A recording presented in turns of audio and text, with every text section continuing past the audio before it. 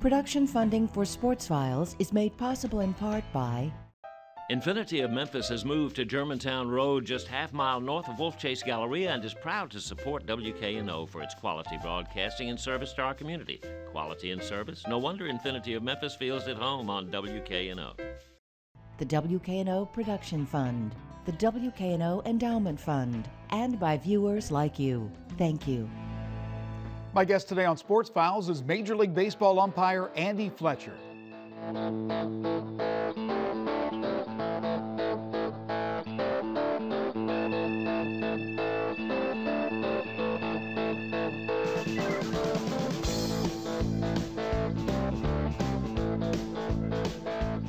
The ultimate goal of any professional baseball player is to make it to the show being the big leagues, Major League Baseball. Of course, for everyone that does, thousands never get that far, often toiling in the minor leagues for years before deciding on another profession. The same goes for umpires. There are thousands who never get the chance to umpire a Major League Baseball game, and many of them are terrific in what they do. Bottom line is, the major leagues are reserved for the best of the best: players, managers, coaches, and umpires. Memphian Andy Fletcher, a graduate of Harding Academy and Ole Miss, has been a Major League umpire since 1999. But if you think his road to the show was easy, think again. He attended the Harry Wendelstedt Umpiring School in 1989. He spent 10 years in the minors, working in leagues such as the Appalachian, Florida, Instructional, Midwest, Carolina, Southern, and Pacific Coast League. He honed his craft for a decade before getting his opportunity, and he has made the most of it, becoming one of the most respected umpires in all of baseball. Today, Andy Fletcher joins me to talk about his experiences behind the plate and on the bag, minor and major, and it's next on Sports Files.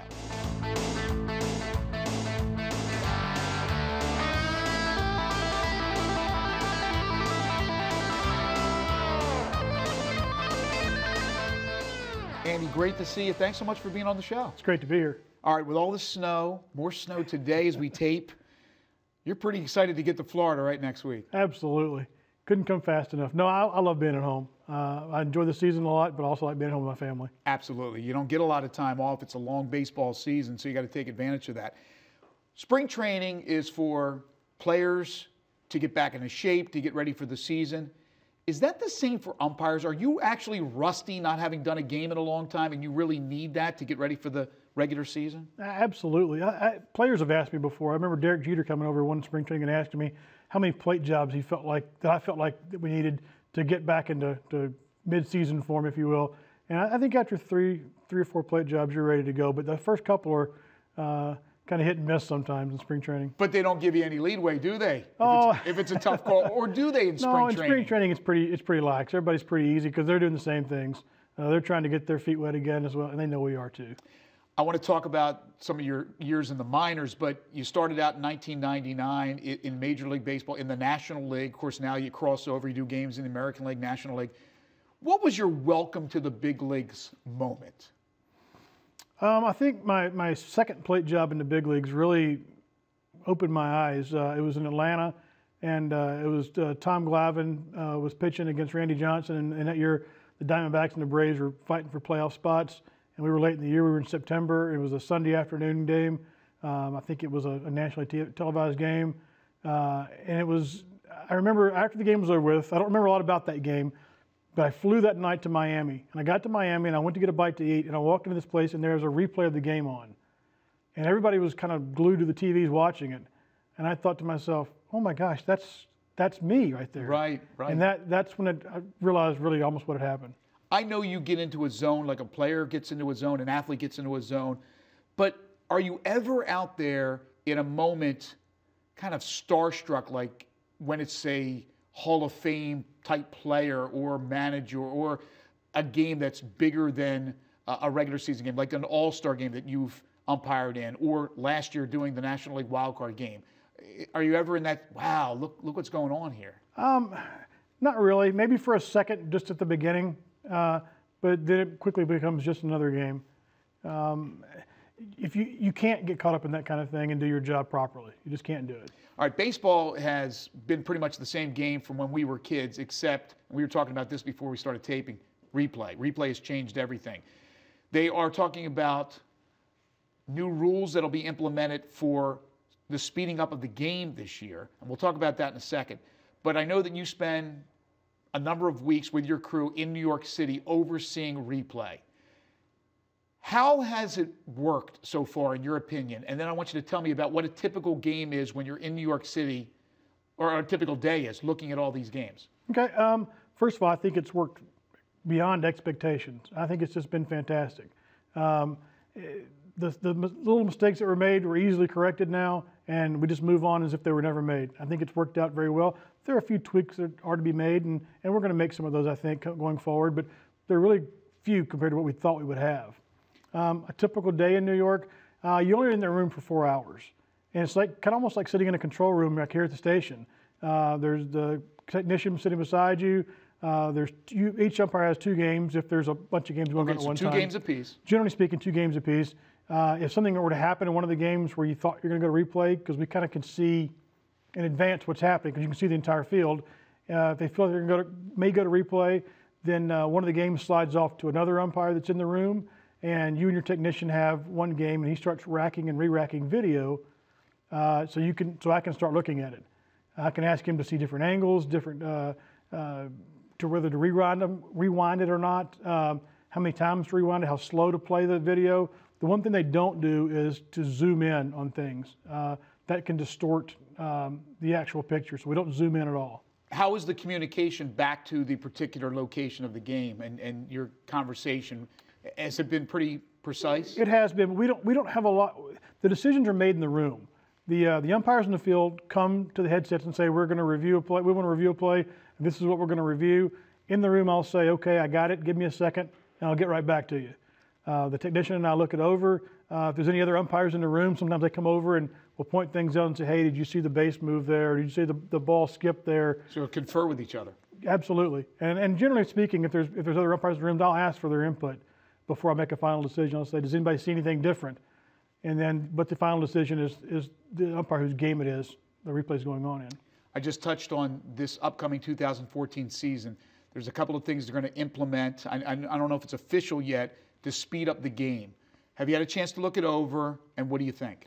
A little bit. I think, hey, if we're going to speed the game up, I'm all for it. If we can take a 3-hour game and make it a 2.5-hour game, absolutely. It's only a 2.5-hour workday. Who wouldn't like that? Exactly. And back in the day, games used to be shorter for some reason. Absolutely. Oh, there's a lot of reasons for that. TV plays a big part of it, but TV pays a lot of money to be a part of the game, too. I think some of it will work well. I think it's going to take a little getting used to. Several of these things they're already doing in the minor leagues, so it's not the first time it's been done. The batter keeping 1 foot in the batter's box, they've been doing that in the minor leagues for the last several years, and they've had an opportunity to kind of tweak that rule, and they've got it down pretty good now. The one I'm worried about is, and again, in minor leagues, you're not worried about television coverage. The television coming back from the commercial, and boom, there's the first pitch. It's going to take a little bit of an adjustment, but we've been doing that to a certain extent. In the years past, the second base umpire would have a stopwatch in his pocket, and he would signal the plate umpire at a certain time in the break to say, hey, it's time to start moving along. The difference is now that everybody's going to be able to see that clock. And instead of the umpire saying, hey, the second base umpire is telling me let's go, you can point to the clock and say, hey, it's 20 seconds. We have to go now. And everybody knows it. I want to talk to you about some of your run-ins in all these years of umpiring, and starting with the major leagues. Has there ever been an incident where you had to toss somebody or had a good run-in, nice argument with somebody, where it's lingered? In other words, somebody's held it against you down the road, or does eventually a player or a manager get over that? I think for the most part to get over it. I think in the minor leagues sometimes those things kind of lingered sometimes. You would see teams for longer periods of time in the minor leagues. You might see teams for a week to 9 days because it was cost prohibitive for you to travel as much. Nowadays, I'll see a team for 3 days, and I may not see them again for a month, and by then you forgot even that we even saw each other. Exactly. When you're playing 8 or 9 games in a row, then you can grate on each other's nerves. Absolutely, and that was part of the reason they merged the staffs, the American League and the National League. They merged those staffs in 2000, was to do that, was to allow for more umpires to go to more places and to alleviate some of those situations. Days off. How many games will you do in a week? And then what do you get off? 6 to 7 games in a week. We have baseball is traditional off days are Mondays and Thursdays. So occasionally we're in the schedule. It's built in to have a day off there. We also have 4 weeks where we're off during the season, and that's also built into the schedule. There's 19 crews of 4, and there's 19 schedules, and the crew chief picks the schedule based on his seniority. And oftentimes when they're choosing a schedule, it's not where you're going, it's when you're going to be off. The ideal schedule, you don't take your first week off until 4 or 5 weeks into the season, and it works down from there. Somebody's going to have to take the first week of the season off, and probably this year will be us because I'm on the crew chief. My crew chief has the least seniority in all the league. There you go. I mentioned in the open how many years that you honed your craft in the minor leagues, a number of different leagues. One of those leagues being the Southern League. Mm-hmm. And if you look up Andy Fletcher, Wikipedia, folks, you'll see a deal with the Birmingham Barons when Michael Jordan played just 1 year, I believe it was, right? That's right. You have a good story to tell us about you, Jordan, Terry Francona, who was the skipper of the Barons. He was, yeah. One night in Birmingham, one of the hitters for Birmingham hit a ground ball, double play ball with Jordan on first, and Jordan tried to slide into second and take out the second baseman or shortstop, I forget which, so he couldn't turn the double play, and he was way out of the baseline, and I called interference. I called him out and the batter runner, and he jumped up and immediately said, "Andy, you know how tall I am? I'm big enough to reach the bag from here." And so, "Michael, you couldn't reach the bag with a telephone pole there." Michael was a good guy to us, so he really was. He knew all of our names. Yeah, that's pretty cool. He really was. He treated us quite well. Terry Francona, who was the manager of the team, he came out to make sure that I didn't throw Jordan out of the game, although he wasn't close to getting thrown out of the game. But he got thrown out of the game, and the hitting coach, he got thrown out of the game. A couple of guys got thrown out of the game, but Jordan stayed in. But I'll tell you this, the next day, Michael made a point to come. I was working home plate the next day. Michael made a point to come to the plate, his first at bat, and tell me he was wrong, and he apologized for kind of getting all that stirred up the night before. Yeah, you also told me that you threw out Albert Pujols one time, and he apologized soon after, right? He did. Last year in Boston, I called it a strike on him he didn't care for, and lost his cool and got ejected. And as we were walking back to the locker room after the game, he was waiting for me there and was nice enough to apologize for his actions. I got 2 last year. The Chicago Cubs manager wanted to get thrown out of the game, I believe, and said some things that maybe he wished he wouldn't have when he got thrown out, and he actually wrote me a note apologizing. Yeah. So does that happen a lot where a manager says, "Hey, Andy, toss me"? It happens every once in a while. I mean, they want to do that to get their team going. I mean, like that particular night, the Cubs were in a tough streak. They lost like 6 or 7 in a row, and I think more than anything, he was just trying to get his guys going a little bit, and a little fire never hurt anybody. I understand that. We all understand. That's part of the game. We get that. Favorite city to work a game at, and then I'll ask you about the stadium itself, but favorite city to go to? My favorite's probably Chicago. I like Chicago, New York, Boston. I like a city where it's a big city. A lot of things we to do. stay downtown. A lot of places to eat. I say Chicago because especially if it's a Cubs series, you have day games and you have nice restaurants within walking distance. It's easy to get to, so that's always a fun town. Is there a stadium preference? I've always liked the ballpark at Arlington. The Texas Rangers ballpark, I think, is a beautiful ballpark. Seattle also has a beautiful ballpark that is overlooked sometimes. And I think the most overlooked ballpark is Cleveland. To stand at second base and look into the ballpark at Cleveland, it's a beautiful ballpark too that gets overlooked a lot. I've been there. It's beautiful. The managers that maybe you respect the most? I don't know if there's any one guy I could tell you in particular. I think for the most part, I've had a pretty good relationship with most all the managers. How about a player? Derek Jeter, I think, was one of the classiest guys that I ever ran across. I always thought that he played the game hard, but I thought he was fair for the most part, and he was always a professional. Rob Manfred's the new commissioner, replaces Bud Selig. We talked earlier about tweaking things to replay. He has talked about the possibility of lowering the amount of games in a regular season from 162 back to 154 where it once was. Do you know much about him? And what do you expect if you do? What do you think Rob Manfred and new blood brings to baseball? I think it's an interesting time for baseball. Anytime there's change, it could be interesting just to see what a new mindset could bring to the game. We're already seeing it with the possibility of putting a clock up for the first time like we talked about earlier with the inning breaks. Right. That's something that's very different. Baseball's never had a clock, and that was one of his new things. I don't know much about him. He was a labor lawyer in New York for a lot of years Right. For Major League Baseball. Negotiated our contracts for baseball. How about that? But I think he's well respected, and I think he'll do a great job. You got your first taste of the postseason, as I mentioned, last season, National League wildcard game. I would assume the ultimate goal for an umpire is not unlike a player. You want to reach the World Series, right? Absolutely. I've been fortunate enough to reach all the goals that I've set for myself, with the exception of that one. When I first started, it was to work the playoffs, championship series of the Appalachian League. Right. And Midwest League. Check. Southern League, Pacific Coast League, all the way up. Now I've gotten the playoffs, first rounds, and my ultimate goal is to work a World Series. Is seniority the biggest thing, or are you graded out all the time? It's some of both. There's some seniority issues there, and we're graded on everything we do. In this day and age, there's a camera following us every step of the way, and you can't hide from that. Absolutely. Andy, we like to end all our interviews with something we call 5 for the road. So I'm going to give you a question, quick answer, first thing that comes to mind. Okay. Don't be nervous. We're going to learn a little bit more about you. Favorite professional sports team, any league? I grew up a Packer fan. Green Bay Packers. Absolutely. How about favorite pro athlete? Oh, wow. I'm an Ole Miss guy, so I'll say Eli Manning. Eli Manning, good choice. What's your favorite music? What do you like to listen to? I'm a country music fan. In particular, any artist that stands out? George Strait. George Strait's the one guy that I've never, and all the celebrities I've been fortunate enough to be able to meet, that's the one person I've never met that I would just absolutely love to meet. I might be all stuck with that. We're gonna make it happen. Do you ever listen to music before a game, like a player would do? I don't. An athlete? Some guys do. I don't. Okay. Favorite movie of all time? That's a great question. Kind of cheesy, but St. Elmo's Fire is one of my favorite movies. St. Elmo's Fire. I used to love that movie. Part of that filmed on the horseshoe of the campus of the University of Maryland, my alma mater. Yeah. That's the only reason I bring that up. Okay, favorite TV show?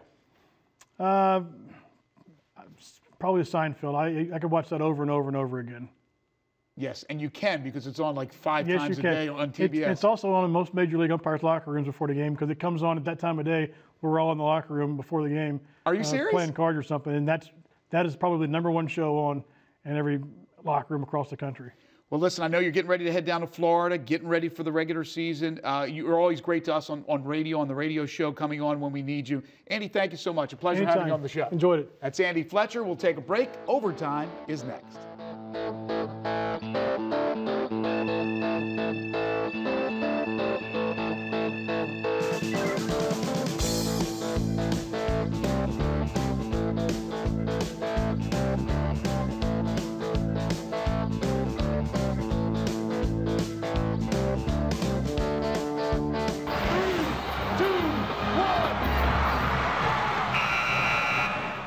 The Rhodes College men's basketball team has had a tremendous season, and they are determined to keep it going. The Lynx want a share of the Southern Athletic Association regular season title and will host the conference tournament this weekend by virtue of their undefeated home conference record. Head coach Mike McGeorge, in his 5th season at Rhodes, has won over 100 games and is 30-15 over the past 2 seasons. This year's squad is 18-6 and went 11-3 in conference play. And now they get the chance to earn the automatic berth into the NCAA Division III tournament if they can win this weekend on their home court. Earlier this week, I had a chance to speak with Mike about his team and their chances to win the conference tournament title. Well, Mike, thanks a lot for being with us. I know it's a busy week for you, getting ready to host the tournament. Thanks for your time. Yeah, thanks, Greg. Appreciate you having me. Well, let's talk about this team. What makes it so special? Well, really interestingly enough about it is that we don't really have a clear strength. And so a lot of teams, when we're preparing for other teams, we're like, okay, what does this team do best? What can we take away from them? And when teams look at us, it's hard to find that one thing. You know, we have 5 guys basically averaging double figures.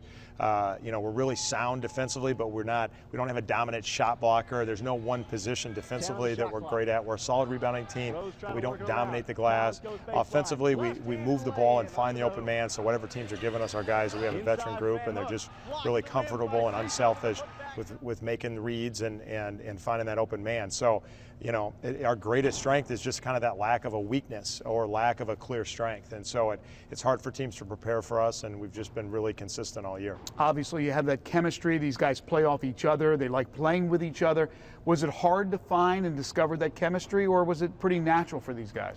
You know, it all takes time, and each year we've had, you know, we had 4 seniors a year ago, and we had 3 the year before that. So this group has a lot of experience, but their roles have changed each year, and they've had to adapt and grow into roles. And we've had, you know, a couple injuries over the years that have changed people's roles midstream. So it's really about that experience of being in different roles and having a different dynamic that has helped this group, whatever adversity they face. It's just kind of been, you know, we've kind of been through this road before, and we've figured it out before, and that I think that's helped them the most in terms of finding that consistency and that being comfortable with each other. You share the title, second time in 3 years, but you get to host because you went undefeated here on your home court. Having that advantage this weekend, well, how much of an advantage is it? Well, I think it's a big advantage, if nothing else, just because you're not traveling. Last year, we ended the season with our last 4 games on the road, and we went to the Center, who we tied with, won the regular season last year, and we went to their place, had to play them on their home floor in the semifinals, lost on a 3 right at the end of the game.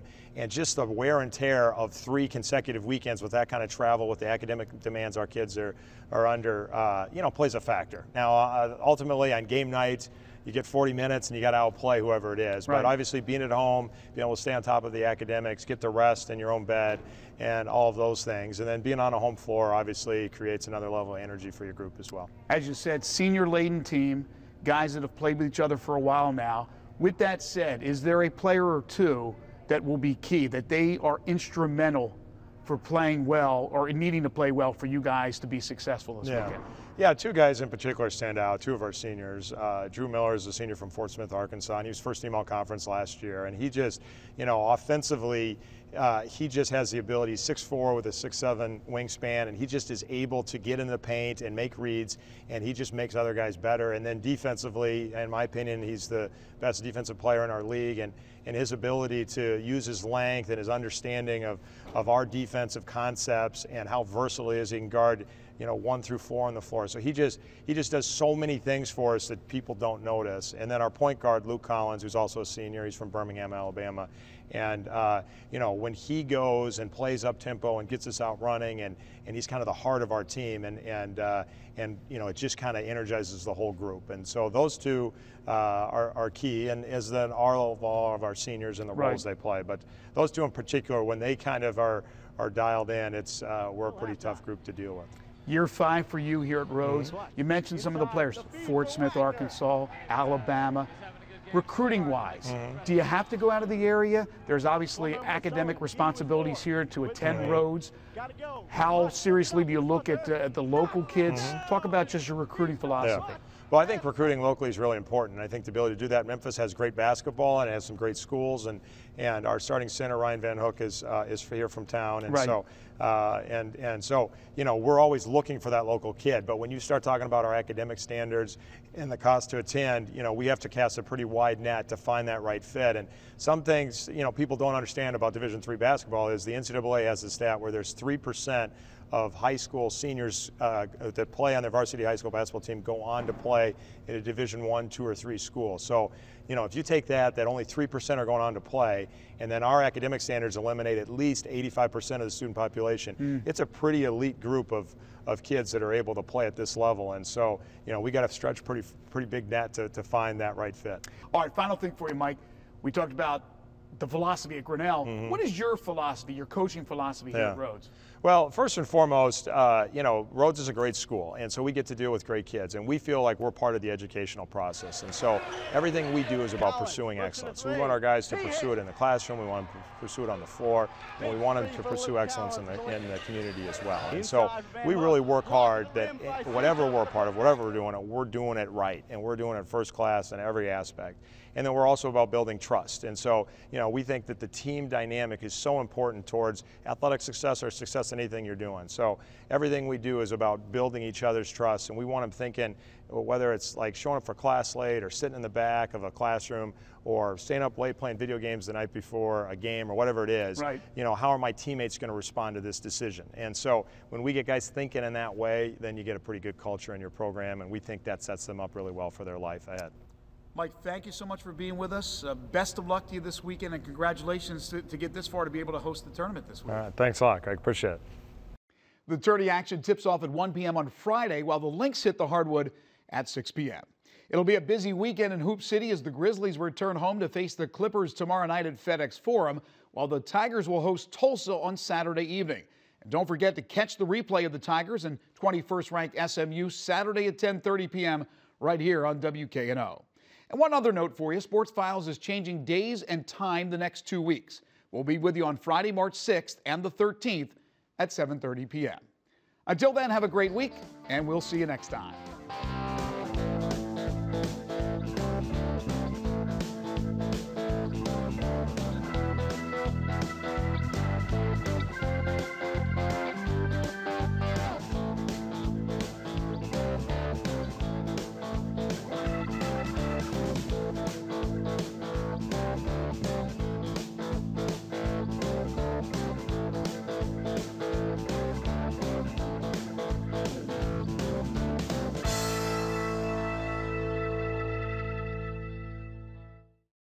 Production funding for Sports Files is made possible in part by Infinity of Memphis has moved to Germantown Road, just half-mile north of Wolf Chase Galleria, and is proud to support WKNO for its quality broadcasting and service to our community. Quality and service? No wonder Infinity of Memphis feels at home on WKNO.